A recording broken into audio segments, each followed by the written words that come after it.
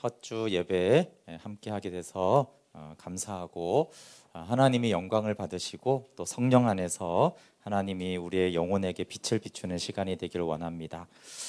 네, 사무엘상은 이제 사울에 대해서 잘 나오고 다윗에 대해서 나오는데 오늘 사울을 좀 살펴보고 우리가 사울의 길이 아니라 다윗의 길을 갔으면 하는 마음으로 말씀 나누기를 원합니다.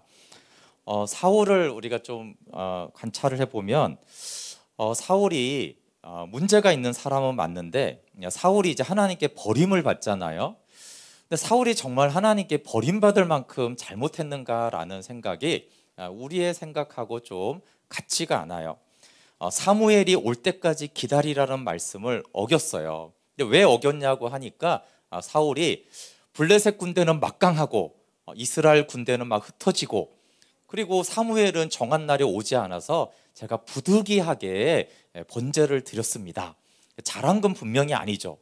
근데 기다리라는 걸 기다리지 못하고 스스로 번제를 드린 것이 정말 그렇게 버림받을 만큼 악한 일인가? 우리라면 어떻게 했을까요? 우리라면 내가 전쟁을 하는데 저쪽은 막강하고 나는 약체인데 그나마 있는 사람들까지도 막 떠나고 사무엘은 약속한 시간에 오지 않는데 우리는 끝까지 말씀을 무조건 순종해야지, 이렇게 내가 죽든 말든 나는 말씀을 지킬 거야, 죽더라도 그렇게 해야지, 이렇게 할까요? 아니면 하나님께 은혜를 구하기 위해서 제사를 드릴까요? 두 번째 불순종도 이제 아말렉을 진멸하라는 말씀이 15장에 나오거든요. 근데 아말렉 왕 아각과 그의 양과 소의 좋은 것을 남겨두고 하찮은 것은 다 진멸했어요. 근데 보세요, 한 민족이 이제 진멸을 하는데 왕 하나를 남겨뒀어요. 그래도 한 민족이면 100만 명은 되지 않았겠어요, 최소한? 그러면 100만 명 중에 한 명을 남긴 거예요. 이 목축 시대 때 양과 소가 몇 마리 됐겠어요? 100만 마리는 더 됐을 거예요. 한 민족의 전체니까. 근데 한 10마리 정도 남겨둔 거예요.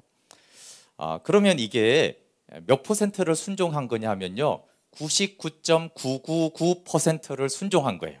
그러니까 99.999%는 죽이고요, 진멸하고 0.0001%를 남겨둔 거예요.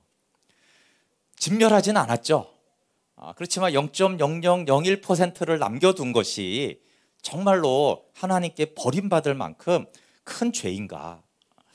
사울은 도대체 왜 버림을 받았는가? 무슨 큰 죄를 그렇게 지어가지고 버림받았는가? 질문이 들 수밖에 없어요. 지난주도 말했지만 이사야 55장에 하나님의 생각과 우리 생각이 참 달라요. 지난주에도 한 가지가 인간 왕을 구한 것이 뭐가 그렇게 큰 죄인가라는 얘기를 했어요. 잘한 건 아니죠. 하나님이 왕인데 인간 왕을 구한 게 잘한 건 아닌데, 근데 그게 정말 큰 죄냐라고 했을 때 하나님은 큰 죄다, 이렇게 말하는 거예요. 그리고 또 한 가지, 오늘 우리가 볼 거는 또 사울은 뭐가 그렇게 큰 죄인가? 사울이 잘난 거 잘한 건 없는 건 알겠는데 도대체 사울이 뭐가 그렇게 큰 죄여서 맨날 다윗 사울 하면서 사울은 멸망이 갔고 사울은 악하고 사울은 잘못됐고 이렇게 아주 그냥 샘플이 돼가지고 이렇게 그냥 수천 년간 이렇게 욕을 먹어가고 있고, 도대체 사울이 뭘 했길래 그렇게 하나님께 버림받고 우리들한테 이렇게 안 좋은 예가 됐을까요? 우리는 사울이 다윗을 이제 죽이려 하잖아요, 그렇죠? 그 못된 사울, 다윗을 억울하게, 그 착한 다윗을 죽이려고 했지. 또 높당에 있는 제사장 85명을 사울이 죽입니다. 잘못한 것도 없어요, 별로. 다윗에게 이제 떡 주고 칼 줬다는 이유로 85명을 다 죽여요. 그러니까 그런 걸 보면 사울이 진짜 나쁜 놈이네, 이렇게 이제 생각을 하는데, 그럼 한번 생각해 보세요. 우리가 사울에 대해서 생각하면 그런 나쁜 사울을 생각하는데, 근데 하나님께 버림받은 이유는 제사장들을 죽이거나 다윗을 죽이려고 해서 버림받은 게 아니에요. 지금 말한 이 두 가지 불순종, 사무엘이 기다리라고 했는데 안 기다린 거, 진멸하라고 했는데 99%만 하고 1% 남겨둔 거, 이 두 가지 문제 때문에 중심으로 이미 사울은 버림받아요. 그러니까 하나님 보실 때는 이게 악한 거예요. 우리가 볼 때는 별거 아니고 그 제사장들 죽이고 이런 거는 악한 것인데, 그럼 그때 그런 걸 보고 야, 너는 이제 버리겠다 이렇게 한 게 아니라는 거예요. 사울은 어떤 죄를 지었을까요? C.S. 루이스 표현을 들면 사울은 가장 큰 죄를 지었어요. 가장 큰 죄는 교만입니다. 교만이라는 죄를 지었죠. 교만은 굉장히 특이합니다. 교만은 그나마 그리스도인들은 교만이 나쁘고 교만이 죄라고 생각을 하는데, 그리스도인이 아닌 사람들은 교만이라는 악이 있다는 생각조차를 하지 않아요. 교만이 안 좋게는 말하지만 교만을 악이라고 죄라고 생각하지 않습니다. 그리고 당연히 그리스도인들도 이 교만이 나쁘고 죄지만 그렇게 악하다고 생각하지 않아요. 그런데 모든 위대한 기독교 스승들은 교만은 가장 핵심적인 악이고 가장 궁극적인 악이고 가장 큰 죄라고 그랬어요. 어느 정도로 큰 죄라고 했냐면은 성적 부정이나 분노하거나 탐욕이나 술 취함과 같은 죄들은 교만의 죄에 비하면 세 발의 피와 같다. 우리가 보통 생각하는 웬만한 죄들은 교만에 비하면 세 발의 피다. 그건 죄라고 할 수 없을 정도로 미미한 죄다. 그만큼 교만은 엄청난 죄고 궁극적인 죄고 악 중의 악이다. 이렇게 했어요. 왜 그럴까요? 언약의 관점에서는 교만이 그렇게 악한 죄예요. 근데 이렇게 도덕의 기준에서는 교만이 나쁘긴 하지만 아주 악독한 건 아니에요. 근데 하나님과의 관계와 하나님 나라에서 교만은 가장 악해요. 왜냐하면 사탄이 왜 사탄이 됐어요? 천사가 하나님같이 되려는 교만 때문에 악이 되었잖아요. 그렇죠? 그래서 교만은 뭐냐 하면 하나님과 완전히 대치하고 반역하는 상태, 그 마음 상태가 교만이에요. 전적으로 하나님과 맞습니다. 그리고 이 교만은 이제 어디서 오게 되어지냐면 남과의 비교에서 옵니다. 그래서 교만은 본질적으로 경쟁적이에요. 경쟁적. 한없이 욕심을 내는 것이죠. 그래서 교만을 영적인 암이라고 그래요. 영적인 암. 그래서 다른 악들도 많이 있지만 교만은 특별히 영적인 암이고, 그래서 더 교묘하고 치명적이다. 그래서 교묘하기 때문에 교만이 어떻게 작동하고 교만이 얼마나 악한지를 몰라요. 왜냐하면 교만은 굉장히 교묘하거든요. 그래서 교만은 이제 어떤 결과까지 낳냐면 우리의 상식까지도 다 갉아먹습니다. 이 상식이 안 통하는 사람들은 대부분 교만해서 말이 더 이상 통하지가 않아요. 그러면 이제 이 사울이 우리가 겉으로 보면 두 가지 별거 아닌 거 하나님께 그 명령 어겨서 버림받았는데, 그 이면으로 들어가 보면 사울이 굉장히 교만한 사람이에요. 그 교만한 열매 중에 첫 번째는 아까 말한 착각이에요. 착각. 아말렉 진멸에 불순종했잖아요. 그래서 하나님이 사울을 왕으로 세운 것을 후회할 때 사울은 자기를 위하여 기념비를 세웁니다. 그리고 하나님의 명령을 준행했다고 착각해요. 하나님은 불순종했다, 내가 너를 버려야겠다라고 하는 순간에 사울은 나는 하나님의 명령을 다 준행했다 이렇게 여깁니다. 그러니까 굉장히 당당한 착각을 하는데, 이 착각의 이유는 아까 말한 대로 교만 때문에 그랬어요. C.S. 루이스의 말인데 교만은 상식을 갉아먹는다. 그래서 교만한 사람은 이 착각의 정도가 점점 심해져요. 그리고 신약에서도 이런 교만해서 착각하는 사람들을 볼 수 있는데, 대표적으로 바리새인들이죠. 바리새인들을 어떻게 생각했어요? 우리는 612가지 모든 그 율법을 다 지켜서 우리는 율법의 의로 하나님께 나아갈 수 있는 경건한 자다 이렇게 스스로 생각했는데, 예수님이 뭐라고 그랬어요? 넌 착각이야. 넌 독사의 자식들이야. 넌 지옥에 갈 자야. 너만 지옥 가는 게 아니라 다른 사람들까지 지옥에 데려가는 가장 악독한 독사들이야 이랬잖아요. 그러니까 착각이 엄청 심하잖아요, 바리새인들이. 그러니까 왜냐하면 그 착각은 교만에서부터 그런 착각이 나와요. 당연히 세리와 죄인들은 칭찬한 게 아니잖아요, 그렇죠? 근데 덜 교만하니까 이제 자기가 죄인인 줄은 알잖아요. 그래서 교만이 착각을 만듭니다. 상식도 없어지고 하나님과 완전히 반대편에 있어요. 하나님은 너는 지옥 자식이야, 그런데 나는 천국 사람이야, 이렇게 완전히 정반대로 하는, 그러니까 구원받기도 너무 힘들죠. 당연히 착각하는데 어떻게 구원을 받겠어요? 회개 절대 안 하죠. 왜냐하면 회개할 게 없잖아요, 이 교만한 사람들은. 그러니까 이제 구원받지 못하는 문제가 생깁니다. 그리고 당연히 이제 교만하니까 잘못을 절대 인정하지 않고, 그거와 연결된 것이 이제 합리적인 핑계예요. 잘못이 없는 사람이 누가 있겠어요? 그런데 잘못을 인정하지 않기 위한 방법으로 합리적인 핑계를 대면은 내 잘못을 인정하지 않아도 되잖아요. 그러니까 진멸하라는데 진멸 안 해놓고 진멸했다니까 하도 기가 차서 사무엘 증거가 있잖아요. 아니 이 가축 소리는 뭐냐? 이 가축은 뭐냐? 이렇게 이제 말을 했더니 사울이 뭐라고 핑계댑니까? 그거요. 그거 내가 한 게 아니고 백성들이 한 거예요. 백성들이. 그것도 백성들이 딴 게 하는 게 아니라 하나님께 제사 드리려고 백성들이 그거 하도 남기자고 그래서 그렇게 한 거지, 그거 내가 한 거 아닙니다. 이게 다 사실이거든요. 성경에 보면 사울과 백성들이 남겼어요. 그렇죠? 그럼 백성들이 남긴 것도 맞죠?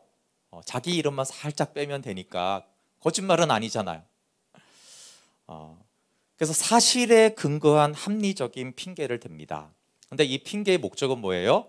내 잘못 없습니다. 나는 그런 적 없습니다. 인정할 수 없습니다. 첫 번째는 부득이하여 번제를 드렸다고 그랬고요. 두 번째는 백성들이 그렇게 한 겁니다. 이렇게. 그러니까 우리가 이제 하나님이 너 그거 잘못했지 그러면 하나님 그거 어쩔 수 없었잖아요. 이렇게 막 얘기하고, 두 번째는 하나님 그거 제가 한 게 아니라 저 사람이 그렇게 해가지고 제가 그렇게 한 거죠. 제가 언제 그렇게 했습니까? 저 사람들이 그렇게 해서 저는 그냥 마지못해서 놔둔 거예요. 이렇게 이제 합리적인 핑계를 댑니다. 그리고 중요한 것은 모르는 게 아니고요. 사무엘이 알려줍니다. 사울에게. 당신 지금 영적으로 문제가 있어. 하나님이 너를 버려. 왜 버리는 줄 알아? 이유도 다 설명했어요. 15장 17절 한번 볼게요. 그 앞에 갈 때 15장 17절 보면 사무엘이 이르되 왕이 스스로 작게 여길 그때 이스라엘 지파의 머리가 되지 아니하셨나이까. 여호와께서 왕에게 기름을 부어 이스라엘 왕을 삼으시고. 정말 중요한 말씀이에요. 왕이 스스로 작게 여길 그때 하나님이 당신을 높였습니다. 여러분, 하나님이 우리에게 은혜를 주실 때가 언제냐면 내가 나를 스스로 작게 여길 때예요. 그러니까 이 말은 한마디로 전에는 당신이 좀 겸손해서 하나님이 당신을 높여줬는데 지금은 완전히 교만해져갖고 변질되지 않았냐, 이거 알려주는 거예요. 직접 교만하고 변질됐다, 당신 지금 교만해져서 옛날 같지 않다, 이 직접적으로 알려줬는데 교만한 사울은 어때요? 안 듣습니다. 대꾸 자체를 하지 않아요. 안 들려요. 그러니까 교만한 사람의 특징은 교만하다라는 말이 안 들립니다. 교만한 사람은 교만하다고 말하면 그게 이상하게 안 들려요. 남 얘기하는 것 같아요. 무슨 소린가 이렇게 하고 전혀 들리지가 않아요. 그래서 여전히 이 말이 하나도 먹히지가 않아요. 그리고 이제 자기가 옳다고 계속 주장합니다. 가축 소리는 뭡니까? 당신 불순종했습니다. 교만해졌습니다. 그래서 하나님이 당신을 버립니다. 이렇게 계속 말을 하는데 사울은 내가 하나님 명령을 다 청종해서 준행했습니다. 무슨 소리입니까? 난 다 지켰습니다. 이렇게 계속해서 반복해서 주장해요. 그러니까 잘못은 뭐예요? 합리화를 하고, 준행은 뭐예요? 하나님 말씀을 그대로 다 지킨 게 준행이 아니라 사울은 저 노력했어요를 준행하고 동일시합니다. 왜냐하면 진멸하려고 노력은 했거든요. 사무엘을 기다리려고 노력은 했어요. 순종은 안 했고, 근데 노력은 곧 순종입니다. 이렇게 자기가 만든 합리를 가지고 자기는 다 지켰다는 거예요. 그러면서 계속 자기가 옳다고 사무엘하고 대치를 합니다. 그리고 5번이나 사무엘이 5번이나 하나님이 당신을 버려 왕이 되지 못하겠다, 오늘 당신을 버렸다, 이렇게 말을 하는데 나를 높여달라고 종지부를 여기서 딱 찍습니다. 우리 15장 30절 한번 볼게요. 사울이 이르되 내가 범죄하였을지라도 이제 청하옵나니 내 백성의 장로들 앞과 이스라엘 앞에서 나를 높이사 나와 함께 돌아가서 내가 당신의 하나님 여호와께 경배하게 하소서 하더라. 여기서 이제 본심을 드러낸 거죠. 왜 계속 이렇게 사울이 했는지 본심이 드러났는데, 그 하나님의 심판 이런 거 난 관심이 없어요. 내가 관심 있는 거는 백성들과 장로들 앞에서 나를 높여서 내가 보란 듯한 왕이 되는 것밖에 난 관심이 없으니까 나를 좀 높여주세요. 가서 우리 예배하러 갑시다. 왜 예배 드리냐면 난 하나님께 예배 드리는데 관심이 없고 당신이 나를 인정해줘서 좀 보란 듯한 그런 왕이 되도록 같이 경배 드리러 갑시다. 이렇게 3번이나 강권합니다. 그러니까 유일한 관심, 지대한 관심은 백성들에게 높여지는 거예요. 그러니까 하나님께 버림받는 거에 관심이 없고 백성들에게 관심 받는 데 지대한 관심이 있어요. 하나님께 버림받는 데는 관심이 없고 회사를 잘리는 거에, 대학을 못 들어가는 거에만 관심이 있다는 거예요. 칭찬받고 인정받고 보란 듯한 삶 외에는 관심이 없어요. 근데 여러분, 이 사울은 다윗을 우리가 연구할 만큼 연구할 가치가 있는 사람이에요. 99% 준행했을 때 우리는 어떻습니까? 여러분, 내가 99%를 지키고 1%를 안 지키잖아요. 그럼 우리는 그걸 지켰다라고 생각을 하는데 자세히 생각해 보면 안 지킨 그 1%의 내 마음이 있어요. 굳이 이걸 하는데 굳이 1%를 왜 안 하고 있을까요? 떠나야 되는데 굳이 발 한 짝을 발끝만 이렇게 걸치고 있으면 떠나야 되는데 안 떠나고, 다 떠나고 그거 하나 살짝 걸치는데 마음이 어디 있죠? 그 살짝 걸치는 거기 있는 거예요. 거기 15장 9절에 보면 진멸하기를 즐겨하지 않았다라고 나와요. 사울의 마음이 즐겨하지 않았어요. 그렇지만 하나님이 말씀하시니까 99%는 했어요. 근데 마음은 어디 있어요? 안 진멸시키고 싶은 거예요. 그래서 그 조금을 남겨뒀는데 거기에 사울의 마음이 있는 거죠. 그래 놓고는 준행했다라고 말합니다. 잘못을 인정하지 않고 합리화를 하고 제사를 드리자고 합니다. 그러니까 사울이 훌륭한 부분이 많아요. 근데 유일하게 사울에게서 나타나는 큰 특징은 왕을 40년 동안 하는데 진실한 회개와 돌이킴이 단 한 번도 없어요. 40년 동안 진실로 회개하고 자기를 돌이키는 것이 한 번도 없어요. 그런데 여기서 이제 중요한 것은, 우리한테 중요한 질문은 뭐냐면요, 여러분, 사울의 교만이 큰 죄로 보이는가 안 보이는가 하는 거예요. 사울의 죄가 큰 죄구나 이렇게 보여야지 우리 안에 있는 교만도 보여요. 근데 사울이 이렇게 잘한 건 아니지만 그렇게까지 문제는 아닌 것 같은데 왜 이런 게 이렇게 심판받고 버림받을 이유가 될까라고 할 때는, 문제는 뭐냐 하면 우리 안에 교만을 못 보는 거죠. 왜냐하면 사울을 보는 그 눈이 나를 보는 눈이거든요.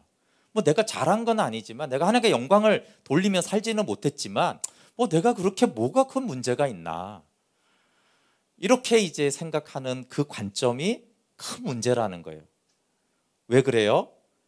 사울이 사울을 보는 그 눈이 내가 나를 보는 눈이 되면 내가 사울의 길을 가기 때문에 그래요.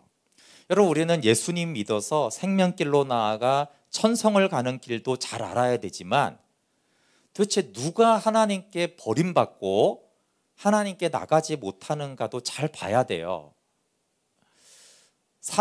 바울도 내가 하나님께 쓰임받고 내가 버림받을지 모르니까 나는 두려워한다고 그랬잖아요. 그럼 이 사울은 어떤 면에서 중요한 인물이냐면, 도대체 어떤 사람이 하나님께 버림을 받을 수 있는가 라고 했을 때 굉장히 그 중요한 인물이에요. 도대체 어떤 사람이 하나님께 버림받지?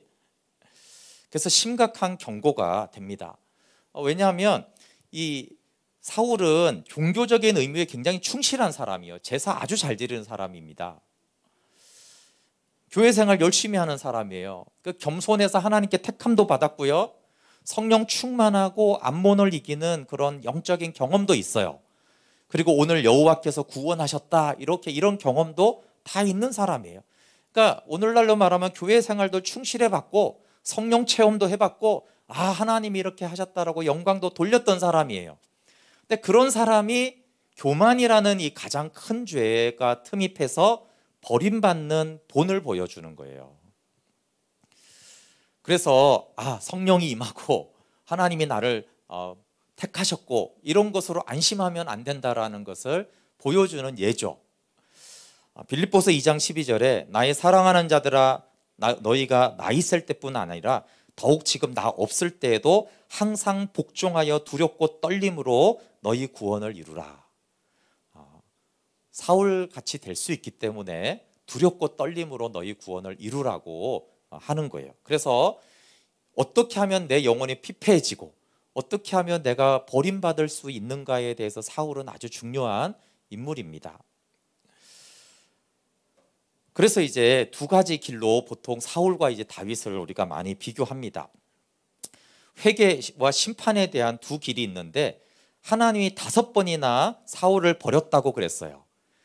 그럼 이제 심판에 대한 이 태도를 보면 내가 사울하고 비슷한 거 아닌가를 볼 수 있는데 사울은 여기에서 하나님의 심판이 옳습니다.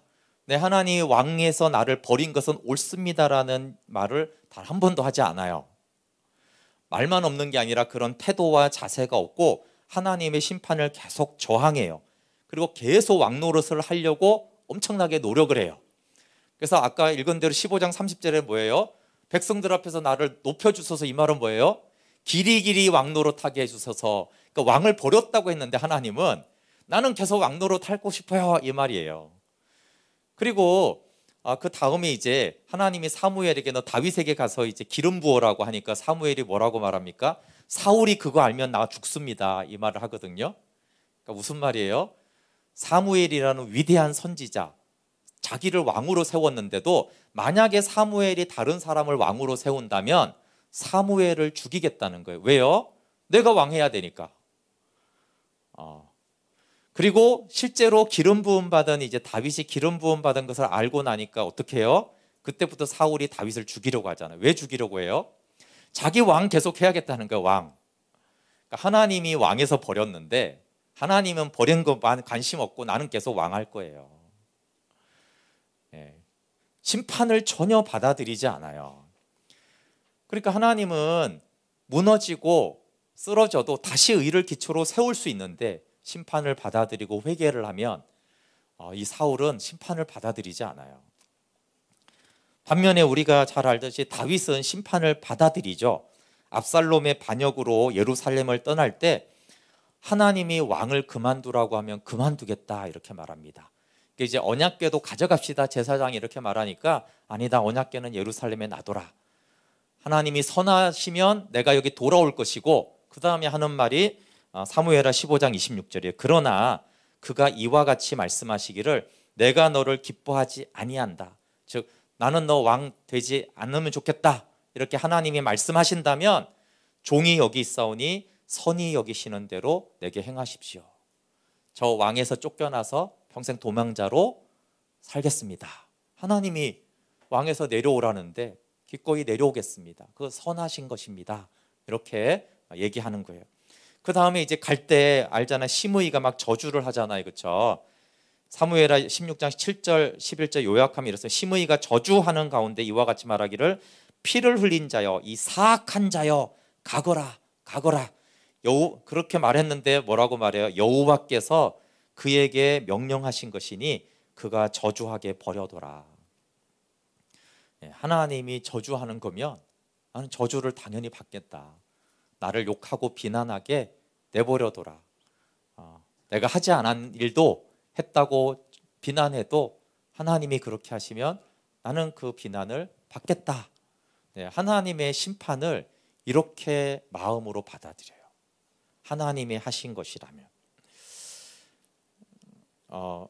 인구조사 후에 이제 심판이 있고 그 다음에 이제 심판의 제사를 드리고 그곳에 이제 솔로몬 성전이 지어지잖아요.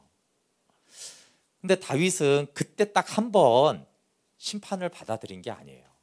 그의 일평생에 하나님이 심판하시면 언제든지 내 주님의 심판은 옳습니다.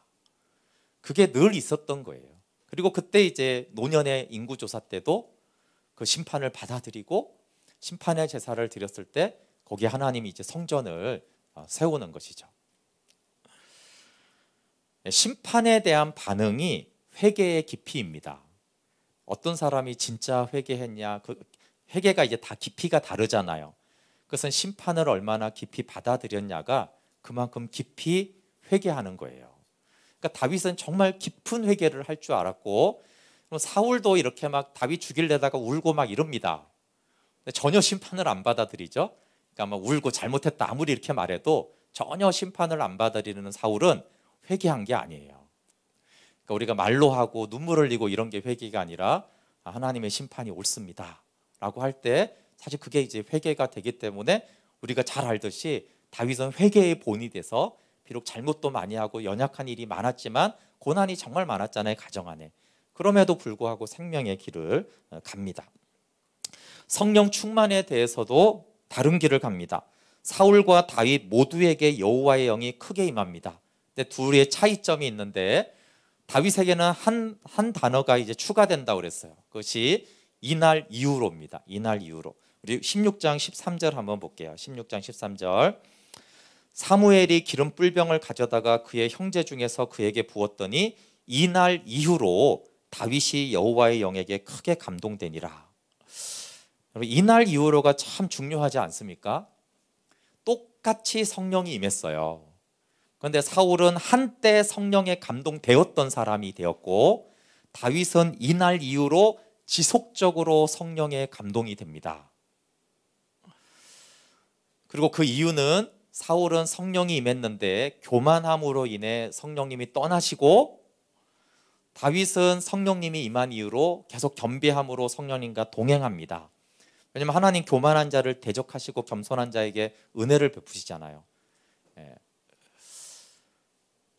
여러분, 한때 성령의 충만과 성령의 능력을 경험하는 사람은 상당히 많습니다. 교회를 다니면. 그런데요, 그날 이후로 지속적으로 성령에 감동된 사람은 지극히 드물어요. 그게 이제 사울과 다윗의 차이예요. 그래서 다윗에게 이날 이후로 그는 성령에 감동되었다라는 이 말에서 성령을 소멸하지 않는 다윗, 그것을 알 수 있어요. 그러면 왜 성령이 다윗은 안 떠났을까요? 거기서 굉장히 중요한 것이 이제 성령의 떠남에 대한 반응이 둘이 달라서 그래요. 자, 사울은 왕이 되지 못하게 한다는 말에도 관심이 없더니 이제 성령이 떠납니다. 우리 16장 14절 볼게요. 16장 14절 보면 여호와의 영이 사울에게서 떠나고 여호와께서 부리시는 악령이 그를 번뇌하게 한지라. 여기 여호와의 영이 떠나잖아요. 그리고 우리가 23절까지 쭉 읽어봤는데 여호와의 영이 떠나고가 끝이에요. 무슨 말이냐면 여호와의 영이 떠났는데 사울이 아무 반응이 없어요. 여호와의 영이 떠났다고 회개하거나 슬퍼하거나 하나님 여호와의 영을 다시 주십시오 이런 간구가 전혀 없어요. 아무 반응이 없고 아무 관심이 없어요. 그 이후로 오늘 본문 읽었을 때 사울의 유일한 관심은 뭐예요? 어떻게 성령이 다시 오게 하시지? 내가 어떻게 성령께 나아가지라는 데 관심이 없고 어떻게 하면 이 악령이 주는 번뇌에서 벗어나지? 어떻게 하면 악령이 주는 괴로움에서 벗어나지? 이 생각 외에는 아무것도 없어요. 그건 실제로 이제 조치를 취하죠. 다윗이 이렇게 해가지고 번뇌에서 괴로움에서 벗어나는 거지. 근데 성령님과 관심이 없어요. 그 앞에는 이제 사무엘과 결별을 합니다. 사무엘이 평생에 사울을 보러 오지 않아요. 근데 여기서 사무엘은 말씀을 상징하거든요. 말씀을 전해주는 사람이잖아요. 말씀과 결별했는데 여기에도 관심이 없어요. 사무엘을 찾아가지 않아요, 사울이. 사무엘이 안 찾아오면 사울이 찾아가야 될 거 아니에요. 거기 말씀이 있으니까. 안 찾아간다니까요. 사무엘은 안 와? 안 오면 안 오는 거지. 관심이 없어요.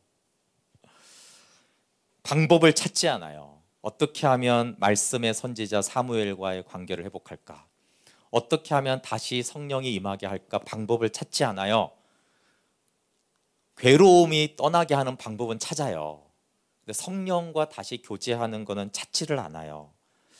말씀을 버려서 너를 버렸다고 해도 다시 말씀을 찾지를 않아요. 네. 그러면 이게 사울만 이렇게 보면은 그런가 본데 다윗을 보면 전혀 달라요. 다윗은 범죄 후에 하나님 나를 높여 주십시오, 계속 왕하고 싶어요, 이런 내용을 전혀 하지 않아요. 우리가 잘 알듯이 시편 51편은 그 범죄 후의 기도잖아요. 여기서 계속 나를 높여달라, 나를 왕되게 해달라, 이런 기도가 전혀 없어요. 그리고 여기서 진짜 다윗이 두려워하는 게 뭔지를 알 수 있어요. 51편 11절의 시편, 나를 주 앞에서 쫓아내지 마시며 주의 성령을 내게서 거두지 마소서. 그러니까 다윗이 두려워한 게 있었어요. 뭐예요?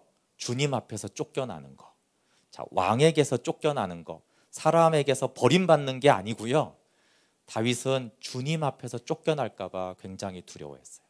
그리고 또 두려워한 거는 주의 성령을 거두어 가실까 봐 굉장히 두려워했어요. 지금 낳은 아들을, 밧세바를 통해 낳은 아들을 하나님이 죽이겠다고 해도요, 그것도 다 받아들여요. 아니, 내 자식 죽이겠다는데 그걸 받아들인다니까요. 그런데 성령은 떠나지 말게 해달라는 거예요. 성령은 떠나지면 안 됩니다. 그러니까 이게 다윗이 얼마나 성령을 떠나는 것을 두려워했는지. 그럼 왜 다윗이 이날 이후로 여호와 영에 계속 감동됐는가? 그냥 아무 생각 없는 게 그런 게 아니죠.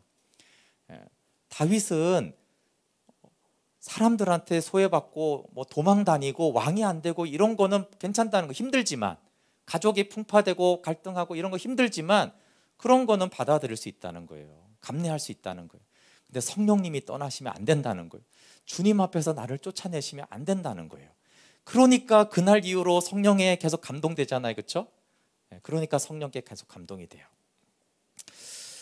51편 4절에 이렇게 말합니다. 심판은 다 받아들인다고, 심판. 근데 심판의 내용이 어마무시합니다.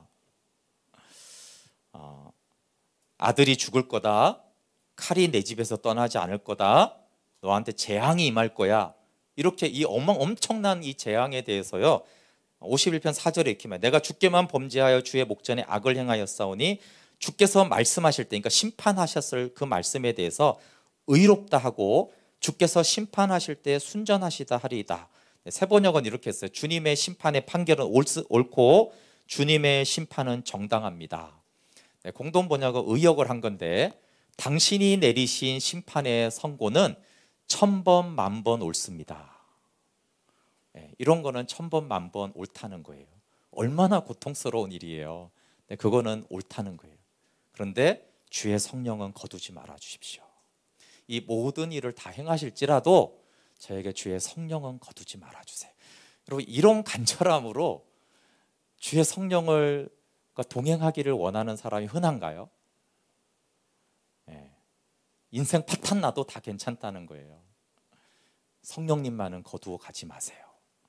이 기도는 다윗이 왜 하나님이 마음에 합한, 비록 연약하지만 우리하고 비슷한 것 같지만 다윗이 왜 특별한 사람이었는지를 알 수가 있습니다.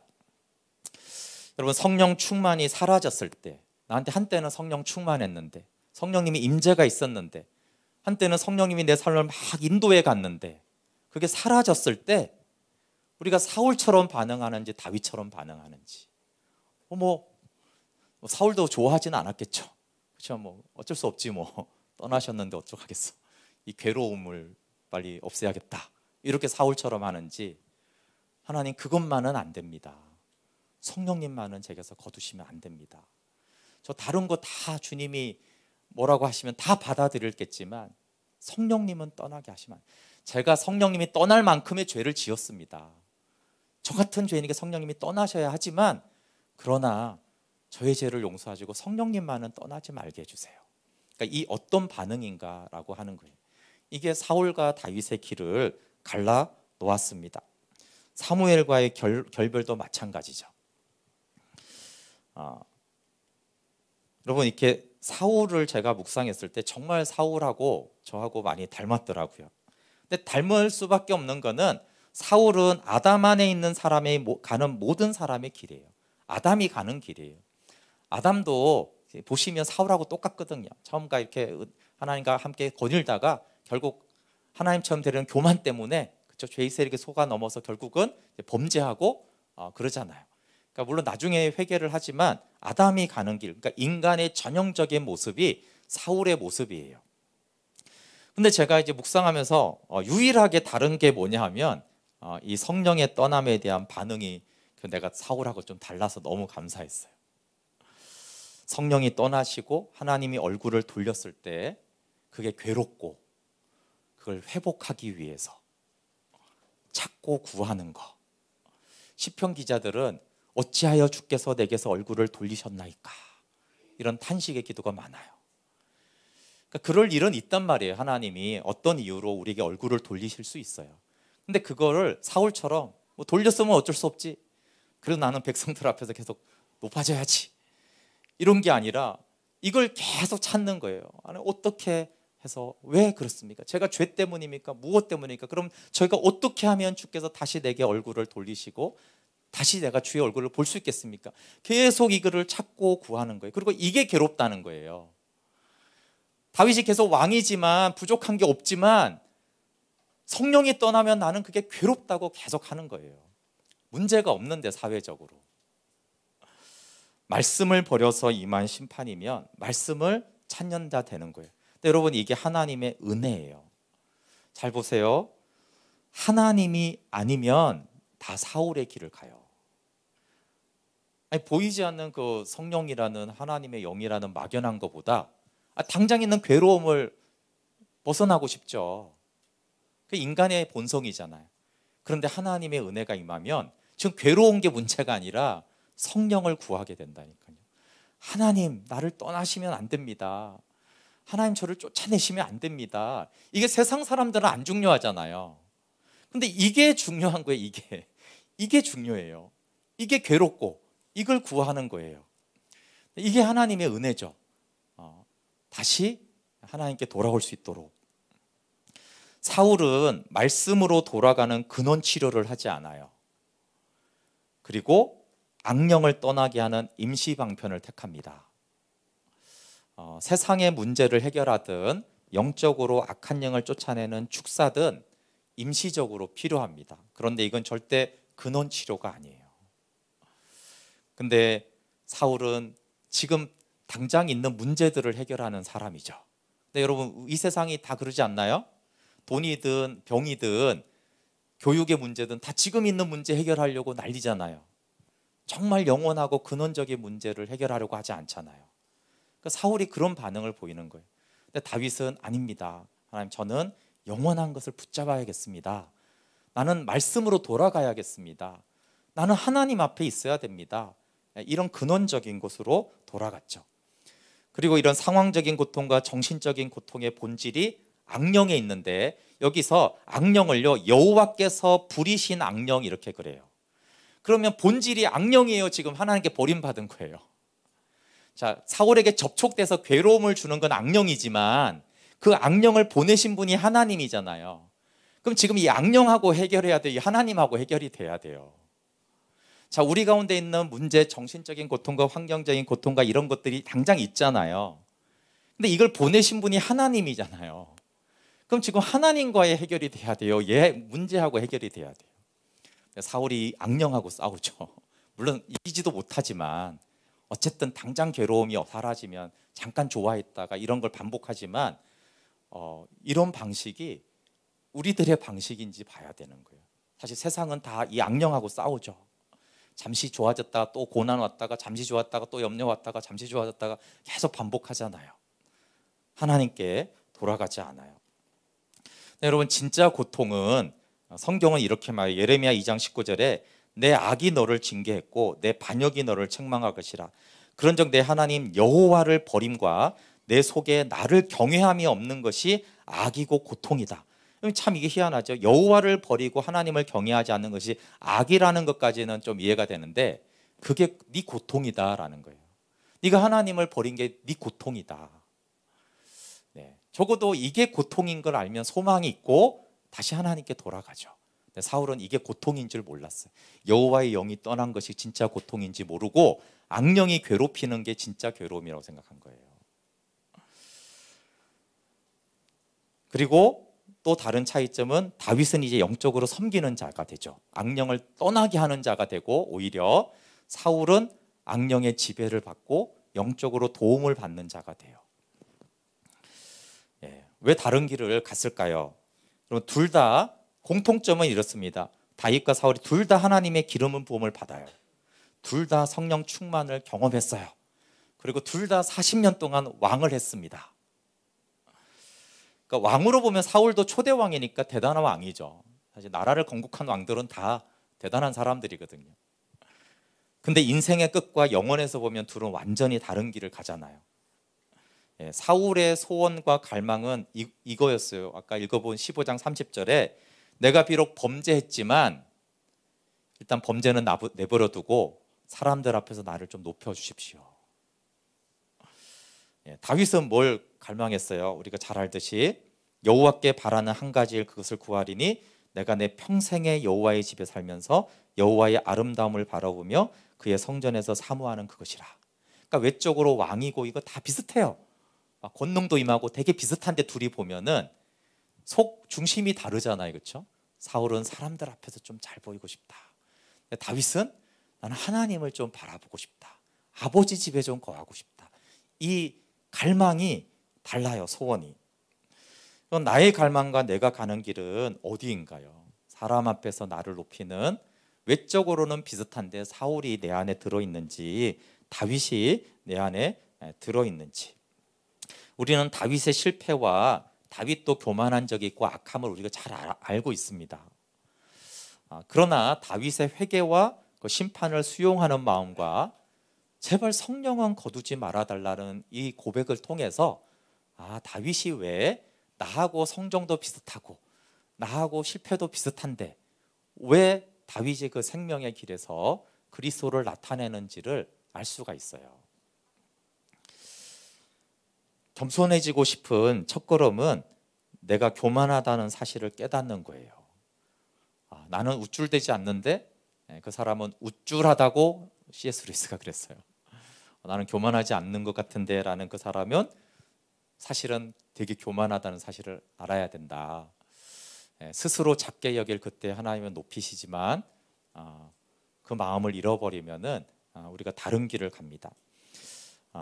이 시작이 저는 사울이 어느 날 갑자기 이렇게 됐다고 생각하지 않아요. 갈림길에서 처음 갈림길은 한 발자국 차이잖아요.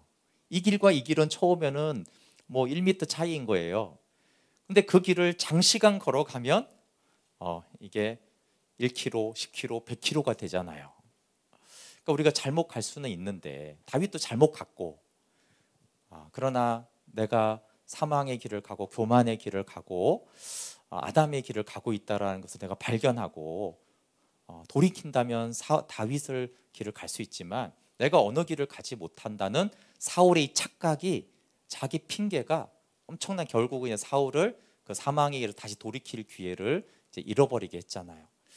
그래서 하나님, 내가 처음에는 살짝 잘못 간 건데, 처음에는 살짝 교만이 들어온 건데, 처음에는 살짝 그런 것이지만 내가 그 길을 오랫동안 가고 있다라면 정말 심각하게 하나님 앞에 돌이켜서 다시 주님 앞에 돌아가기를 원합니다.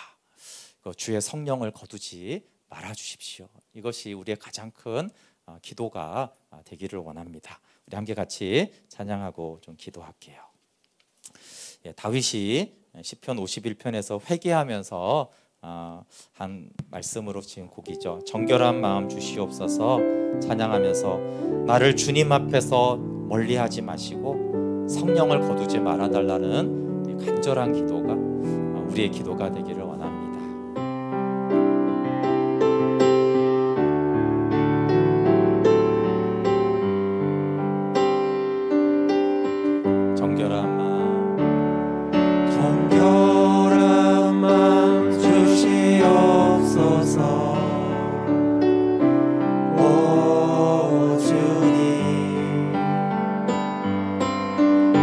정직한 영을 새롭게 하소서.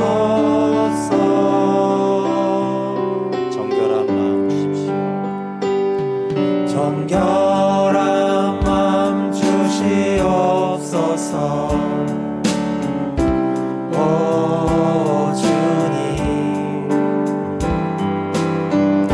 정직한 영을 새롭게 하소서. 나를 주님 앞에서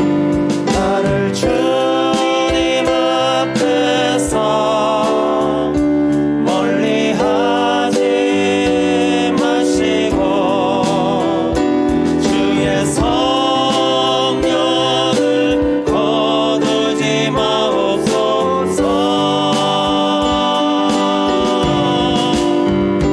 그 구원의 기쁨 다시 회복시키시고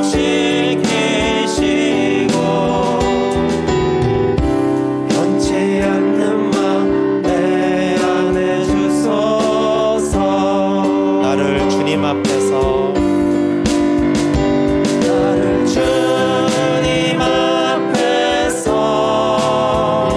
멀리하지 마시고 주의 성령을 거두지 마옵소서. 그 구원의 기쁨 다시 회복시키시고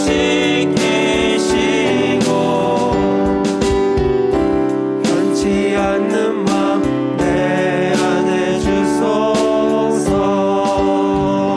함께 기도할게요. 다윗은 우리보다 다른 사람은 아니었습니다. 그러나 하나님, 내가 범죄한 건 맞습니다. 하나님께 쫓겨나야 하는 존재입니다. 그럼에도 불구하고 저를 용서하시고 나를 쫓아내지 마시고 무엇보다 주의 성령을 거두지 말아 주십시오. 그래서 다윗은 이날 이후로 성령께 감동된 사람이 되었고 결국 메시아를 나타내는 하나님의 마음에 합한 자가 되었습니다. 하나님, 나도 한때는 사울처럼 스스로 작게 여기고 하나님의 은혜를 잊고 성령의 충만함도 경험했는데 그 성령의 충만함이 떠났다면 우리 사울의 모습에서 나의 어떠함 때문에 하나님이 내게서 얼굴을 돌리시고 주의 성령을 거두셨는지, 물론 완전히 떠났다는 의미는 아니지만 그 임재가 사라지고 인도가 사라졌는지를 사울을 통해서 하나님 보여주십시오.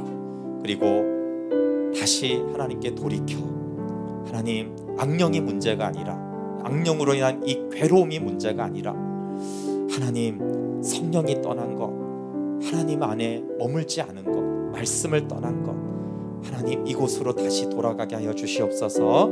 그렇게 하나님 말씀 가운데 성령이 알려주신 것으로 같이 기도하겠습니다.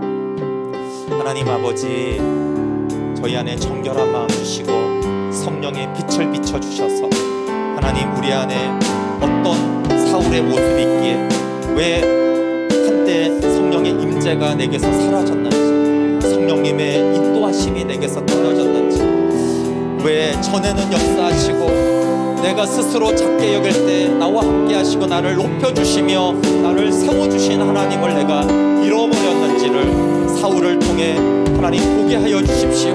그래서 사울처럼 고립받지 않는 자가 되게 하여 주십시오.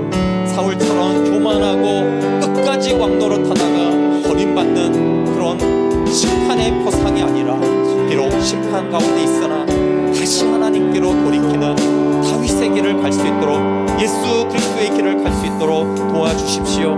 하나님, 우리가 비록 범죄하고 우리가 비록 연약하고 마땅히 하나님께 심판받아야 마땅하지만 그 심판은 옳지만 그럼에도 불구하고 주님, 나를 주님 앞에서 멀리하지 마시고 쫓아내지 마시고 주의 성령을 거두지 말아 주십시오. 주님의 심판은 천번만번 옳지만 주의 성령은 거두지 말아 주십시오.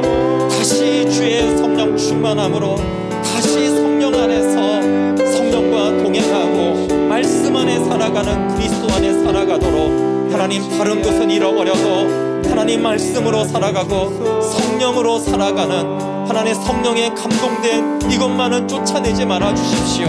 하나님, 다른 모든 징계는 하나님의 사랑으로 받아들일 수 있지만 주님 내게서 얼굴을 돌리지 마시고 성령을 거두지 말아달라는, 하나님 당장 있는 이 악령과 번뇌와 괴로움은 기로하고 오직 하나님 앞으로 달려가는 이 다윗의 마음, 다윗의 정직함, 하나님 오직 한 가지를 구했던 이 다윗의 마음을 저에게 부어주셔서 하나님 우리 넘어지고 우리 쓰러졌지만 다시 생명의 길 걷게 하여 주시옵소서. 그리고 그 구원의 기쁨 안에서 하나님의 마음 안에 거하게 하여 주십시오. 네, 하나님, 사울과 다윗이 참 많은 것이 비슷합니다. 그러나 주의 영이 떠나도 그저 번뇌하게 하는 이 괴로움만 집중하고 이 괴로움에서만 벗어나려는 사울과 달리 하나님의 심판과 재앙은, 이 괴로움은 천번만번 옳지만 나를 주 앞에서 쫓아내지 마시고 주의 성령만은 거두지 말아달라는 이 다윗의 기도가 우리의 중심의 기도가 되기를 원합니다. 우리에게 현존하는 약한 영으로 인한 고통, 괴로움, 우울함, 번뇌, 염려, 두려움, 하나님 이것이 우리를 괴롭게 하지만 말씀 앞으로 돌아가 하나님과의 관계를 언약 안에서 회복하는 다윗의 길을 걸어갈 수 있도록 도와주시옵소서. 예수님의 이름으로 기도합니다. 아멘. 네, 교회 소식